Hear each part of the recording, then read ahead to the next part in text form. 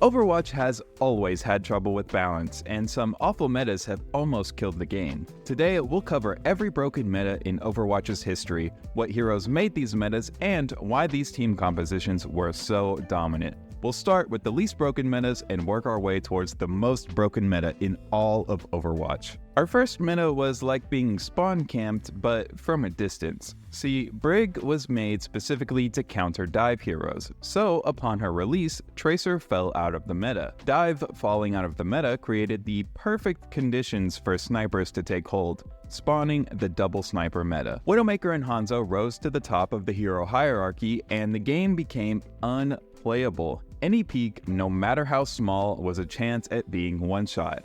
Hanzo also had Scatter Arrow at this time, so if you were in a small room, it was an easy no-aim kill. Combined, these heroes were, and still can be, incredibly oppressive. Not only was any peek flirting with death, even if you managed to execute a good dive on these sniper heroes, Brig would be there, acting as a bodyguard. The combination of the one-shot potential and the near undivable backline made this one of the most oppressive metas ever to exist in Overwatch. On the topic of deadly combos, we all know the classic Grav Dragon combo, where Zarya uses her ult to Graviton Surge to immobilize the enemy team, and then Hanzo uses his ult, Dragon Strike, to kill everyone. It's effective now, but at one point the Grav Dragon meta dominated the game. In the olden days of Overwatch 1, Hanzo's ultimate could be damage boosted. This meant Dragon Strike could kill through Grav's best counter, Transcendence. Grav's radius was also larger, meaning it was easier to catch the entire enemy team in the ultimate. Take a bunch of helpless enemies, suck them into one spot, and shoot a dragon through them. As long as your Hanzo was ready to aim towards the big glob of enemies, it was pretty much a guaranteed team wipe. I think we're already starting to notice a trend here. When a strategy's best counter is no longer a viable answer, that strat can easily take over the game. Snipers get countered by dive, but when you have a Brig protecting the snipers, diving doesn't work anymore. Transcendence should save your team in a Grav Dragon, but if the dragon can outdamage your Transcendence, there's not much you can do besides avoid getting grabbed in the first place. Real quick, of course we will cover GOATs in this video, don't worry, but because this list is in order of least to most broken metas, we need to cover another meta first. During GOAT's reign, there were many attempts to break it. However, only one meta was finally able to stand up to its ridiculous sustain: HackFist. GOATs requires an intricate and systematic layering of abilities to function, relying on alternating shields, healing, and ultimates to keep the undying monstrosity alive. If one member of the team died, the whole thing would start to unravel. This is the exact weakness HackFist exploited. The play was simple: disruption at all costs. Sombra and Doomfist would dive the backline and instantly erase one of the supports. This sounds easy, but if you weren't around for the GOATs era, you just won't understand how tanky GOATs was. HackFist could only function because of a few key factors. At this time, Sombra's hack lasted 5 seconds, and Doomfist was still a DPS, meaning he was a lot more lethal. The Doomfist and Sombra would dive one person together. Hacking them opened them up to a free and easy one-shot from the Doomfist. Because Sombra's hack used to be so punishing, there wasn't really anything you could do about this. This tactic was then strengthened by a Zarya who would bubble the diving Doomfist. Then you really couldn't do anything about it. This was an all-or-nothing strat though, requiring your team to invest everything into the Doomfist. But drastic times call for drastic measures. Drastic measures call for drastic subscribings to the WatchOver. If you're enjoying this video, I would really appreciate it if you would subscribe. My dream is to make content full-time, and your support would really help me get there. Then I can make more high-quality videos just like this. Let's see if we can hit 20k subs by the end of October. Also, I've been streaming about once a week. I make the thumbnails for these videos live where I just hang out and chat. I'd love to see you there. Back to more miserable Overwatch moments. When you think of Reaper's ult, you don't really think of speed, but one of Overwatch's first metas was all about a speedy Reaper ult. The infamous Beyblade meta was enabled by nanoing Reaper's ult. Nano actually used to give a speed boost to the nanoed target. The strat was pretty simple. Reaper have ult, nano Reaper, Reaper go fast, Reaper drive by, kill entire enemy team. Lucio's speed boost would often be stacked on the ulting Reaper as well, creating a whirlwind tornado of bullets. It looked kinda like a Beyblade, hence the name. Zarya was key to this composition as well because she would bubble the nanoed ulting speed boosted Reaper. As I mentioned before, this was one of Overwatch's first metas, so I don't think it's a stretch to say it lacks the sophistication of some of the other metas on this list. But a nanoed ulting bubbled speed boosted Reaper ult is still pretty scary even in Overwatch 2. Mauga. I'm just kidding, we'll actually go over this. When Mauga was released, he was significantly overtuned. When a hero has an insane pick rate, you know something is wrong, and Mauga was in nearly every single game at the time. He was just flat out broken upon release. His lifesteal made him unkillable, and the skill required to get all this value was on the floor. It wasn't quite as bad as the community made it out to be. He could be countered, but it was a team effort to do so, and it was much easier to just run a Mauga of your own. His ult was busted too. Not only would you get unlimited ammo, but you would also get 70% lifesteal. I'm sure you've seen the clips of Mauga 1v1s where both of them are just standing there mindlessly shooting at one another. I'm choosing to use kind words here, but it was really silly. You could go D.Va to eat his bullets while he was using Overdrive, cutting off his lifesteal, and Ana could do the same with her anti-nade, but these were by no means foolproof. Kiri could just Suzu the anti, and Mauga could pretty easily force out defense matrix. Since these dark times, Mauga has been nerfed a ton. He sits towards the bottom of the tank pack right now, and I don't think there's a single person who is complaining about that. It took a while for the devs to fix Mauga, but our next meta was so busted, it was only in the game for 24 hours and had to be hot fixed out.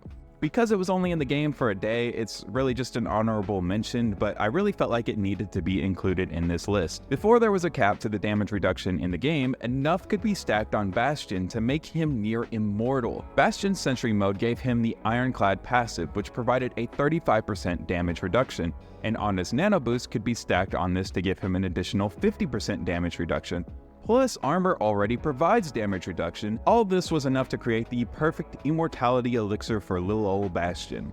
Though Nano only lasts for a few seconds, the immortal Bastion was soul-crushing. With absolutely no chance of killing him, the only recourse you had was to sleep, stun, or run. This was emergency hotfixed from the game, and the devs added a 70% cap to damage reduction, but console players had to deal with this for an entire month before it was fixed. Console players seem to routinely get the short end of the stick. Sorry guys. We have two more broken metas before we get to the truly ridiculous stuff. Mercy has been involved in several broken metas over the years, some of which we've already covered, but she was the linchpin of our next two. If moths weren't already annoying enough, a moth that could resurrect, well, that's something else. The Moth Meta followed Mercy's biggest rework when her Resurrection ultimate was removed and switched to the one we all know today, Valkyrie. However, because resurrecting is part of her identity, Blizzard didn't want to remove the ability completely. They chose to make it a basic ability that resurrects a single ally. They did it in the worst way possible though. The cooldown on Resurrect was only 30 seconds, which is crazy enough on its own, but that's not even the worst part. When she popped Valkyrie, the cooldown reset and became 10 seconds. Valkyrie lasted 20 seconds, meaning if she was efficient, she could res, pop ult, res a second time, called the tempo res, wait 10 seconds, res a third time, and wait another 10 seconds, and res a fourth time right at the end of her ult. All of which happened in the span of 30 seconds. It was a huge oversight from the devs, and Mercy became a must-pick no matter what rank. Grandmaster or Gold, if you weren't playing Mercy, you were throwing. She terrorized every rank and even the Overwatch League. Blizzard basically failed to address the problem with Mercy's res ability with the rework. Instead of getting a 6-man res near instantly, she could still get a 4-man res just in the span of about 30 seconds. It wasn't even really a nerf. Don't forget that in between all the resing, she was still able to freely fly and damage boost / heal her whole team. Valkyrie caused its own issues, but now let's cover the old ult that caused all of these problems in the first place, because it spawned a meta of its own, the hide and seek meta. The strat was pretty simple. Mercy's old ultimate was her resurrect, and it allowed her to res up to 5 dead teammates if they were within range of one another. Mercy would hide and wait for her team to get wiped, and then jump out at the last second to res her entire team, basically resetting the fight. This was horrible. You could spend all of your resources winning a prolonged ult-heavy fight just for Mercy to undo it all. The hiding and waiting was so bad that Jeff Kaplan even commented on it, saying they didn't want to encourage players to hide during fights and not engage. It had to go, and in September of 2017, Mercy was reworked. Speaking of reworks, our next meta was so awful, so dominant that it required the very format we even play Overwatch in to be reworked. I'm of course talking about the GOATS meta. That's right, we're on to the really broken stuff now. I can hear some of you shouting, what, GOATS isn't the most broken meta? I'll get to that in a moment, but no, I think GOATS has a few things going for it that the following metas do not. GOATS stood for Go All Tank and Supports. Before role queue, Overwatch was open queue, and the dominant meta at the time was to run 3 tanks and 3 supports. The team comp typically consisted of Reinhardt, Zarya, D.Va, Lucio, Brigitte, and Moira. Even if you didn't watch Overwatch League, you knew about the comp. It was everywhere. At a low level, simply mashing buttons was enough. And at a high level, this comp was incredibly complex, with IOStux, an Overwatch coach, even writing a 70-page guide on how to play it. The team would travel in a death ball and roll over anyone even slightly out of position. It was so dominant that few OWL teams even tried to counter it. Most just tried to win the mirror match. This means that OWL quickly devolved into uninteresting mirror matches of the same heroes bashing into each other with insane sustain and pretty boring ability trades. Towards the end of its reign, people were starting to experiment and find counters like the HackFist comp we've already covered in this video, but it was still extremely dominant. Eventually, 222 role queue was added and we were all freed from the shackles of GOATS. But that doesn't mean we were free from oppressive metas entirely. 222 quickly devolved into an equally broken and dominant meta that I think is worse than GOATS. I know, impossible, worse than GOATS? GOATS was boring to watch and quickly became stale. However, there was some fun to be had and it took real skill to pull off at the highest tiers of play. Most of this does not apply to our next broken meta. I don't think I've ever heard a single person, player, coach, or content creator talk about double shield positively. No one likes shooting a shield, let alone 2 of them. Before Orisa was reworked, she had a deployable shield, and with the release of Sigma in 2019, Double Shield was born. Together, they would cycle their shields and cover multiple angles at the same time. A team running Double Shield effectively had infinite shields. This rendered all hit scan completely useless. It made it impossible to even shoot at the enemy team because they were always behind a barrier. This meta arose during Overwatch 1's darkest times too, where there were no updates or balance changes for basically 2 years, so Double Shield was left to terrorize the game up until Overwatch 2's release, and it nearly drove the player base to extinction. I cannot put into words just how awful this was for the game. Somehow though, people found a way to make it even worse.